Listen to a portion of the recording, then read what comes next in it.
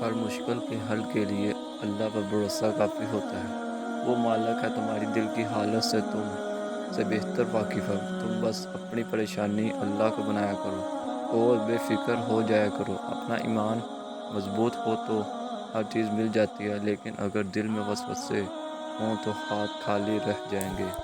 وہ چاہتا ہے کہ تمہیں تحفہ دینا، تبھی تو تمہیں آزمائش میں ڈالا ہے۔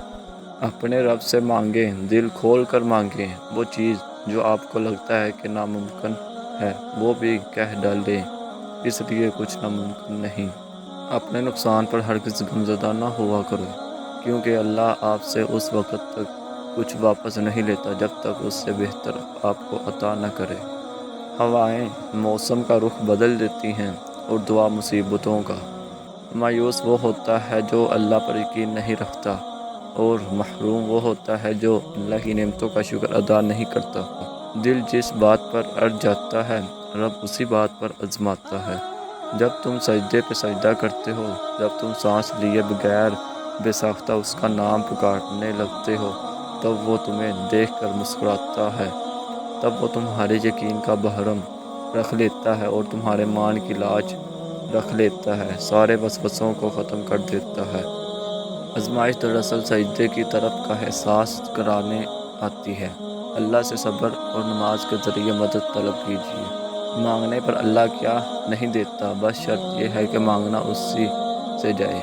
جب تمہاری کہانی ایسے موڑ پر کھڑی ہو جہاں تم بے بس ہو جاؤ، کوئی راستہ نظر نہ آئے، صبر آخری حدوں کو پہنچ جائے، تو جان لینا کہ اللہ جل جلال انجانے راستوں سے تمہارے لیے مدد بھیجنے والا ہے۔ تمہاری آزمائش کا اختتام ہو چکا، اب تمہیں معجزوں کی راہ دکھانے والا ہے۔ اللہ جب کسی کو درد دیتا ہے تو اس کو برداشت کرنے کی طاقت بھی دیتا ہے، لیکن باہر سے دیکھنے والوں کو اس کا درد نظر آتا ہے، اس کی برداشت نہیں نظر آتی۔ جب تمہیں تکلیف ہو اور تمہارا دل افسردہ ہو، دل میں رو لو، مگر زبان سے وہی لفظ نکال لو جو اللہ تمہاری زبان سے سننا چاہتا ہے۔ جب دنیا کی ٹھوکریں کھا کر خود کو تنہا پاؤ، جب ٹوٹ کر ریزہ ریزہ ہو جاؤ، اپنا وجود کڑچیوں سے بکھر جاؤ، پھر بس اسی دہلیز پر سر جھکانا۔ عنقریب وہ کل بھی ہمارے ساتھ تھا اور آج بھی ہمارے ساتھ ہے۔ سارے دکھ 3 لفظوں پر آ کے ختم ہو جاتے ہیں، اللہ ہے نا۔ ٹوٹے ہوئے دل تو بہت انمول ہوتے ہیں، کیونکہ ان دلوں میں اللہ بستا ہے، اور جس دل میں اللہ بس جائے وہ دل نایاب ہو جایا کرتے ہیں۔ کچھ آزمائشیں اور مشکلات ایسی بھی ہوتی ہیں جن کے ختم ہونے پر انسان کو احساس ہوتا ہے کہ وہ زحمت نہیں رحمت تھی۔ یہ وقت آزمائش کا ہے۔ تمہاری آنکھوں راتوں کو گیلی ہوں گی، دل 1000 بار ٹوٹے گا، صبر آزمایا جائے گا، امتحان میں ڈالا جائے گا، لیکن یہ وقت بھی گزر جائے گا۔ ہر مشکل کے ساتھ آسانی ہے، تو یہ مشکل بس تھوڑی ہی باقی رہ گئی۔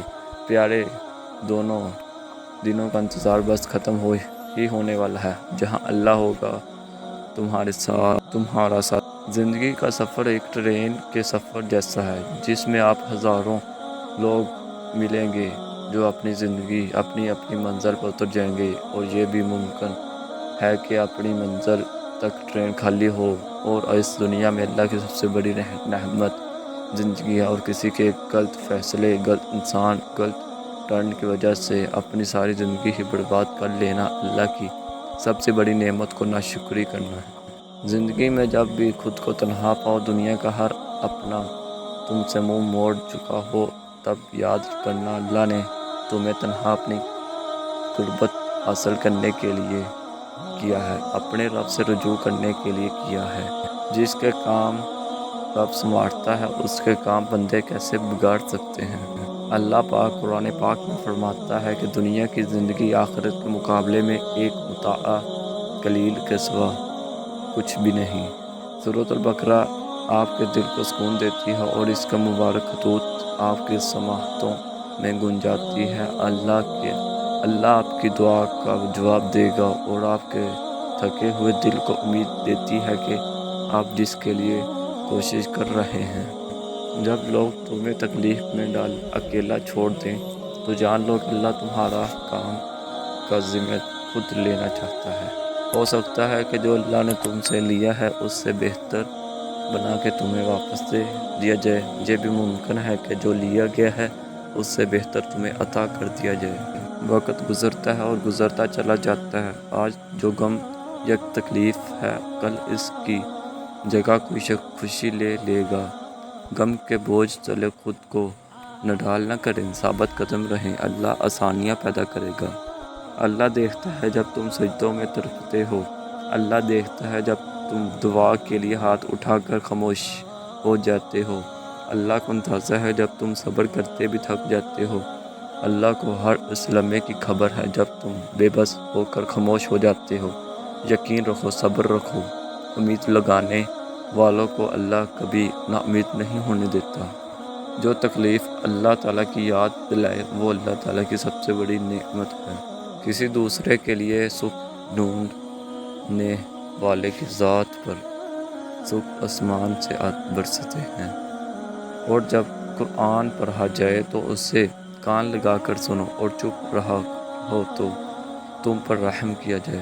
کوئی ذرا سی دیر پر ہو گیا مایوس، اور کسی کے حصے میں بار بار سر کو جھکانا لکھ دیا گیا، کسی کو 4 قدم کو فاصلے پر مل گیا، اور کسی کے نصیب میں لمبا سفر لکھ دیا گیا۔ جانتے ہو درد کیا ہوتا ہے؟ کھلے آسمان تلے چیخ کر کہنا، میرے اللہ میں ٹوٹ گیا ہوں، مجھے سمیٹ لے۔ اپنے فیصلوں کو اللہ پر چھوڑ دو، مایوسی تمہیں چھوڑ دے گی۔ نصیب جو ہے وہ دعا سے بنتا ہے، کامیابیاں بے شک کوشش سے ملتی ہیں۔ قرآن پاک بار بار کہتا ہے، نا امید نہ ہو، کمزور نہ پڑو، غمگین نہ ہو، بے شک اللہ پاک ہر چیز پر قادر ہے۔ حالات برے سخت ہو گئے، معاملات صحیح نہیں ہو رہے، جن پر بھروسہ تھا وہ دگا دے رہے ہیں، اب صبر نہیں ہو رہا، لیکن صبر اب ایک تو کرنا ہے، اس کا تو اجر ہے۔ جب سانس بھی نہ لیا جا رہا ہو، دل شکستہ ہو چکا ہو، تب ہی تو صبر کرنا ہوتا ہے۔ میری مانو، تھوڑا اور صبر کرو، وہ وقت بدل دے گا، ہمت نہ ہارو۔ وہ کہتا ہے کہ میں اپنے بندوں کو تنہا نہیں کرتا، تو بس یقین کے ساتھ صبر کرو۔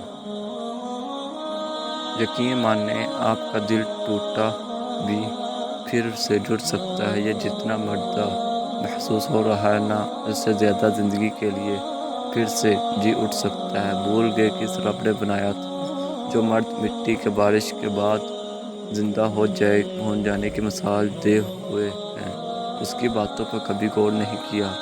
جہاں یہ مثال قیامت میں مردوں کے پھر سے جی اٹھنے کی طرف اشارہ کرتی ہے، وہاں آپ کے دل کے لیے بھی اس میں امید ہونی چاہیے۔